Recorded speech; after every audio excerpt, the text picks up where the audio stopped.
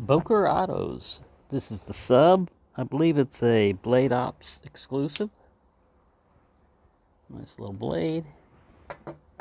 This is the Mini.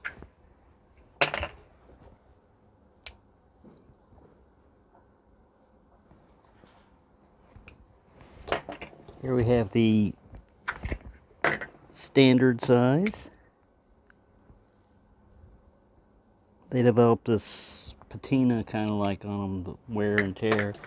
And this is my favorite big knife.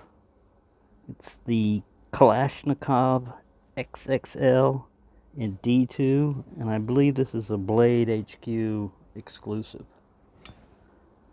Boker Autos. Fun knives.